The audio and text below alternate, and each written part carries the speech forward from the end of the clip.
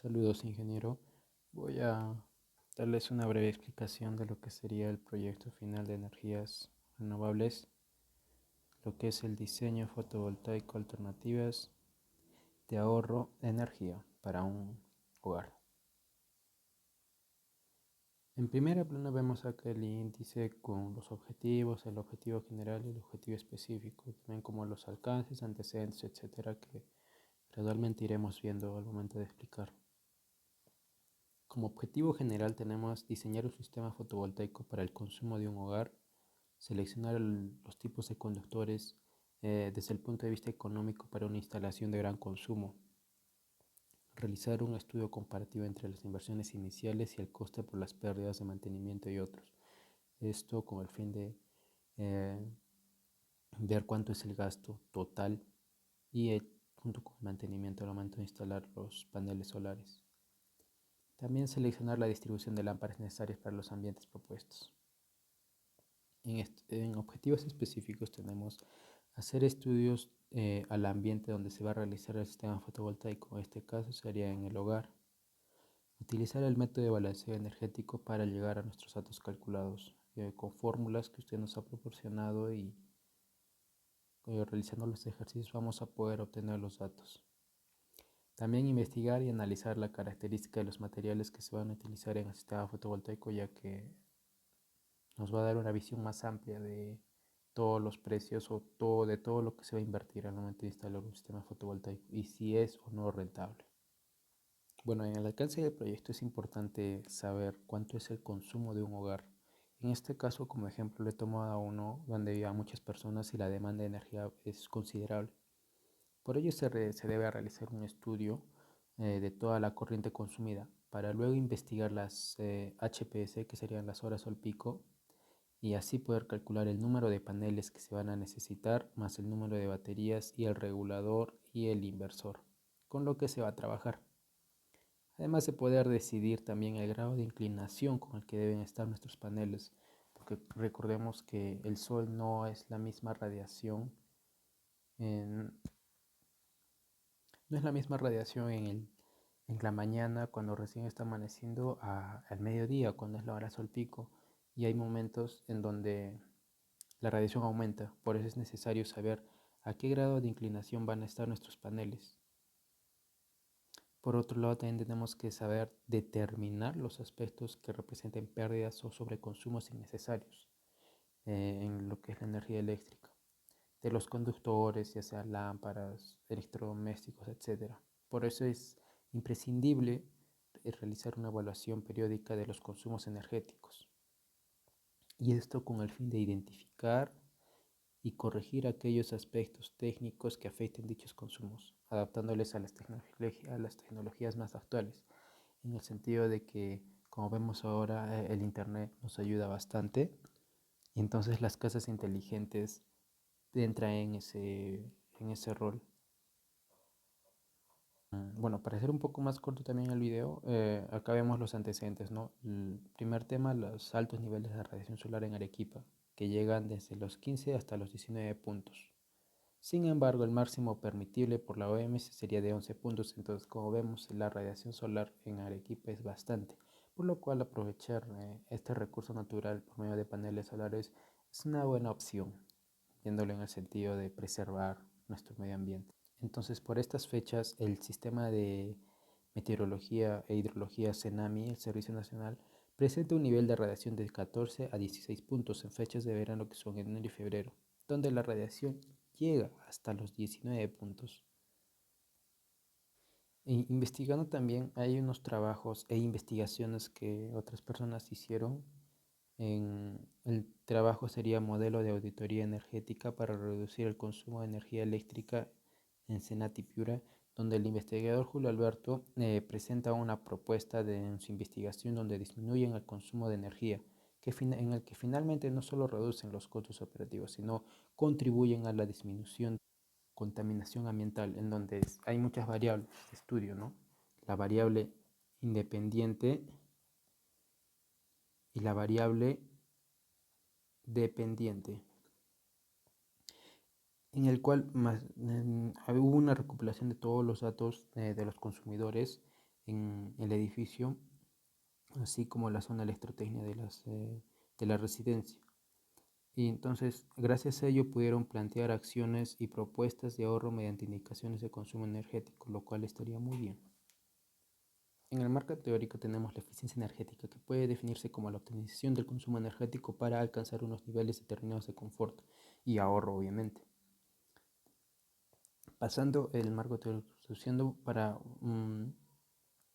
poder nosotros calcular cuánto de ahorro de energía vamos a tener desde el punto de vista técnico, tenemos que utilizar una fórmula que básicamente sería, ¿no?, el triángulo de potencias,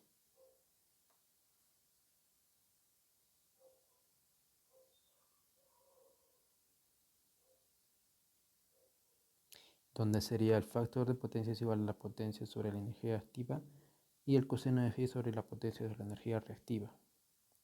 Como vemos, este es el triángulo y este es imprescindible para nosotros poder calcular cuánto de ahorro vamos a tener y cuánto es la energía, claro, cambiando los valores, consumida en total. Entonces, nosotros, una vez realizados los cálculos, lo que tenemos que ver es, en primer lugar, la compensación individual, que sería en asignar un capacitor que suministre potencia reactiva para su compensación para cada receptor. Como decía, para cada receptor o consumidor, en este caso de potencia inductiva, ¿no? Y por otro lado tenemos la compensación en grupo, que se realiza cuando las potencias inductivas de un grupo de cargas se conectan simultáneamente para unas demandas de una potencia reactiva constante. Eh, en una casa es normal tener este tipo de cargas porque diferentes personas pueden utilizar la televisión, cargar el celular, la radio, utilizar una trotadora, una máquina de ejercicios, etcétera, etcétera. Entonces, por eso estas son las dos cargas más principales. Claro, hay muy apartes, pero estas son las más demandadas. Para el ahorro también de energía se tienen que ver diferentes puntos, como sería el sistema de iluminación, criterio de rendimiento, la vida útil de las lámparas y la eficiencia que nos van a proporcionar en este caso las lámparas y cómo vamos a poder ahorrar energías. El sistema de iluminación va a ser que existen diversos tipos de lámparas en la actualidad, y esto es debido al avance tecnológico, ¿no?, que antes habían focos incandescentes que consumían mucha luz y ahora la mejor opción serían los focos LED. En otro lado también tenemos el criterio de rendimiento. Los criterios de rendimiento varían según la aplicación en general. No existe, como dice acá, una jerarquía concreta de importancia. De estos criterios, los más, por así decirlo, los más importantes o principales serían el rendimiento lumínico y la emisión de lúmenes de una lámpara. Estos son dos puntos o dos factores importantes al momento de elegir lámparas que se adecúen a nuestras demandas. Lo otro son las vidas útiles de las lámparas, que tienen que ser desplazadas a veces varias veces durante la pervivencia de la instalación de alumbrado, y los diseñadores deben reducir al máximo los inconvenientes de los ocupantes. Y en el otro sería el más importante, el punto más importante de todos, el que yo creo, que es la eficiencia, que como norma general la eficiencia es un tipo determinado en el que la lámpara será mejor, y cuanto mayor sea el régimen de potencia, porque la mayoría de las lámparas tienen una cierta pérdida fija, como ya sabemos. Acá hice un breve eh, para que podamos escoger, ¿no?, los diferentes tipos de lámparas. Y como digo, las lámparas LED son la mejor opción. Hay lámparas incandescentes, lámparas halógenas de tungsteno de baja tensión y lámparas fluorescentes tubulares. En este caso, las lámparas halógenas de tungsteno y las lámparas LED serían las opciones más rentables que las lámparas incandescentes. Para poder realizar también la instalación de los paneles solares es necesario guiarnos por las normas correspondientes, ya que hay alternativas, hay resoluciones por las cuales uno debe guiarse para poder hacer un trabajo más técnico y un trabajo propio de un profesional. En este caso, vamos a ver la selección del conductor desde el punto de vista económico para una instalación de gran consumo. Los datos de la carga serían 450 amperios, la longitud del circuito serían 200 metros, la utilización del circuito serían unas 16 a 18 horas al día, 22 días al mes, a los 12 meses. El tipo de conductor sería NYY y el tipo de canalización para en este caso sería bandeja, una tarifa en BT3. En los precios, en los tipos de calibre por metro cuadrado serían de 185 metros cuadrados, el costo por metro sería 71.17 y en el de 240 metros cuadrados 94.05. En este caso, la longitud del conductor, al ser de 200 metros, su factor de utilización va a ser de 4.224 horas al año. Y el precio por kilowatt hora es cargo por energía activa en punta sería de 30.14 kilowatts. Y el cargo por energía activa fuera de punta sería 25.15. Y aquí también tenemos que ver la iluminación eficiente, que es lo más importante al momento de tener uno, ¿no? Energía con paneles solares. Los niveles de iluminación constan de los siguientes datos mostrados en esta tabla que vemos aquí. Que las siguientes áreas a iluminar son principalmente, ¿no?, el primer piso, el baño y las oficinas o los cuartos que habría en este dormitorio. La energía consumida por los tubos LED son de 1500 watts hora y aquí vemos el total de consumo, ¿no? Que gracias a esta fórmula nosotros vamos a poder eh, realizar un cálculo y saber cuánto vamos a consumir con solamente bombillas, que sería, ¿no? Energía total es igual a 2600, ya que los watts están ahí, por 0.85, que es lo que nos cobran por el kilowatt. Y 9500 por 0.85 por 0.9 nos da un total de 15.477 kilowatt, hora. Y aquí vemos en la página de NASA Power que nos proporciona cuánto es la radiación solar en este sector, a qué hora es la hora sol pico, poniendo nuestra fecha de altitud, nuestra altitud y longitud, podemos obtener estos datos que nos vendrían a dar estos de aquí. Aquí vemos las horas sol pico, ¿no? O sea, en qué fechas en qué fechas de los meses es que hay mucha radiación solar. Como vemos, el mes que se lleva más radiación solar serían los últimos 3 meses, ¿no? Octubre, noviembre y diciembre. Y también estamos empezando en enero y febrero. Sabiendo esto, nosotros podemos hacer el dimensionamiento del generador fotovoltaico. En este caso, los datos del modelo es una 6SCC 145P. Sería en este caso este panel solar que vemos aquí. El rendimiento es un 145 WP y el voltaje de operación es de 7.9 voltios. La corriente de operación sería 8.9 amperios, el voltaje abierto sería 22.2 voltios y la corriente de circuito cerrado 8.65 amperios. El tamaño en este caso es 148 por 66.6 y por 2 centímetros cuadrados, 2.5 centímetros. El peso solamente para un solo panel sería de 11 kilos. Eso es algo a tener muy en cuenta. Y aquí utilizamos una fórmula para nosotros saber el número de paneles, saber el número de paneles que van a ir en serie, los paneles que van a ir en paralelo. Y aquí el dimensionamiento del sistema y acumulación, o sea, cuántos días de autonomía pueden tener, ¿no?, los paneles. Aquí tenemos una fórmula para hacer la capacidad del sistema y el número de baterías que vamos a utilizar. En este caso, nosotros sacando cálculos tenemos que vamos a necesitar 8 baterías para poder solventar la demanda energética de esta vivienda. Y aquí también tenemos el dimensionamiento del regulador, el cual va a hacer que nos va a proporcionar la energía. Tenemos la corriente que consume la carga, todo eso, ¿no? Aquí vamos a también utilizar un inversor de energía Growwall de 2000 watts, que vemos que la salida continua es de 2000 watts, la máxima potencia de paneles que lo pueden proporcionar el 2800, el máximo voltaje 500 voltios, número de MTPs serían 2, la eficiencia energética sería 97.6 máximo. La eficiencia del inversor sería una onda senoidal pura. El peso del inversor 6 kilos, dimensiones del inversor están aquí. El promedio del tiempo el que nos va a durar sería 98 horas y la energía diaria proporcionada por este inversor sería de 10.7 kWh. Aquí también vemos qué es lo que vamos a tener, ¿no?, conectado en todo el día y cuánto es la demanda, cuántas horas, cuánto es la demanda en energía. Aquí también es bueno saber porque guiándonos nosotros de la radiación solar que hay en los meses podemos sacar el promedio de HPS, el cálculo de arreglo del panel fotovoltaico y el cálculo del número de inversores que vamos a necesitar para esta instalación.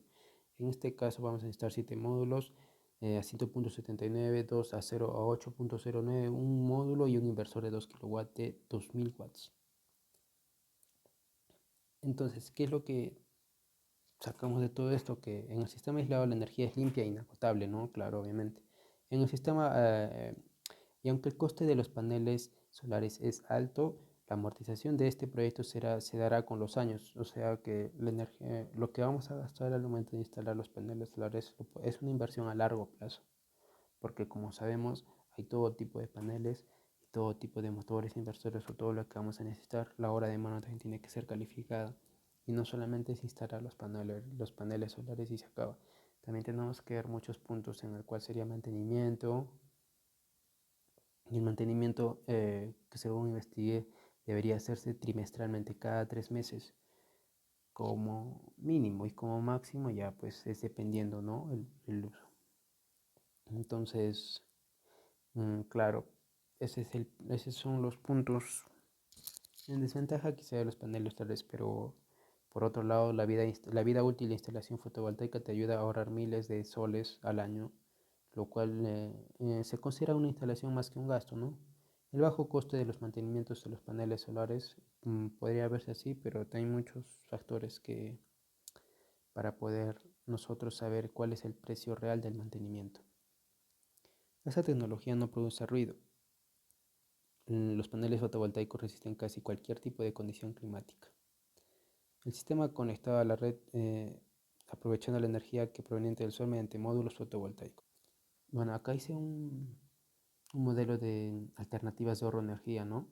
Que en este estudio comparativo vemos las inversiones iniciales y los costes de pérdida por calentamiento por cada una de las secciones estimadas para 1 año y 15 años de funcionamiento de la instalación, referido al cable según la sección reglamentaria.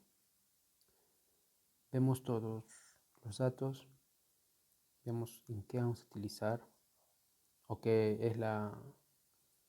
cuáles son los valores predeterminados que tenemos y las características a lámparas a utilizar. Aquí están todas las lámparas que podemos utilizar con sus valores, cuáles son los... Y utilizando esto vamos a poder utilizar el coeficiente de utilización para saber cuál es la mejor bombilla que se adecua a nuestras demandas. Y acá tenemos que ver también guiándonos por el factor de utilización para saber el tipo de alumbrado, los lúmenes y el factor de reflexión en las paredes. Es un tema bastante amplio, nada, muchos más cálculos.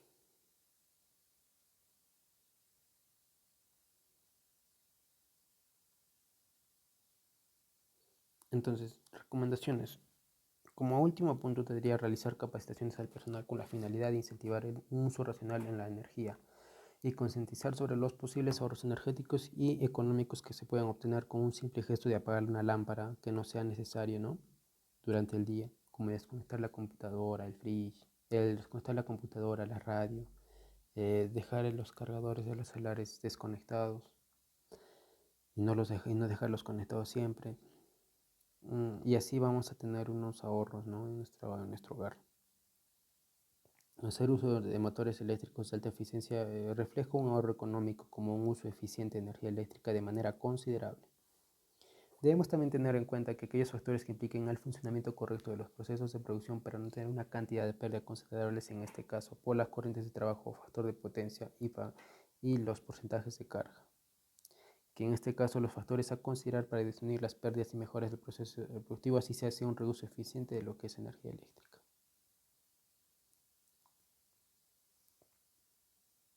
Y listo, eso sería todo. Eh, lo que es recomendaciones. Y en conclusiones es que en las lámparas convencionales, tanto como las lámparas incandescentes y las descargadas de gas, son la mayor parte de la electricidad que se desperdicia en términos de calor y también debido al balasto que requiere harto energía, harto voltaje al momento de comenzar y consume más energía. Para este trabajo también hemos tenido que investigar y analizar el estado climático de la ciudad de Arequipa, de cuánta temperatura y radiación tiene para poder ver si es óptimo realizar nuestro sistema fotovoltaico y además si es una buena opción ambiental, ya que esta energía no contamina y es un recurso renovable. Con nuestros datos obtenidos logramos poner en práctica el método de balanceo energético, lo cual nos ayudará a seleccionar los tipos de paneles y las baterías inversores que se utilizan. Para en este caso, el instalar un sistema fotovoltaico con paneles solares mm, no es tan, no es tan, no es tan contraproducente en el sentido de que el gasto va a ser elevado, definitivamente. Va a ser elevado, entonces hay que ver también qué es lo que tenemos, cuánto de dinero tenemos para invertir. En este caso nos sale que la inversión inicial en paneles solares con todos los inversores, paneles, va a ser de 14.234.50 y el coste por pérdidas anuales va a ser 15.050 y la selección de conductor va a ser 18.810, 11.610.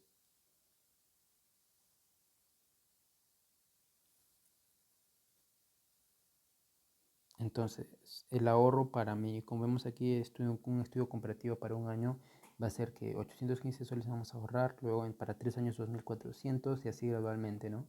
O sea, el ahorro también se va a ir viendo poco a poco. Como vemos acá, este es el recibo que hemos utilizado para nosotros realizar el, el estudio técnico y como vemos acá están toditos los meses en los que se ha consumido energía. Tenemos energía activa en hora punta, que está en los septiembre y agosto. Tenemos energía activa en hora fuera de punta, en segunda opción. Aquí tenemos en tercera opción la máxima demanda en hora fuera de punta o potencia. En la penúltima opción tenemos la máxima demanda en hora fuera de punta. Y por final tenemos la energía reactiva. Esta es la tabla de consumo que es muy imprescindible al momento de realizar cálculos.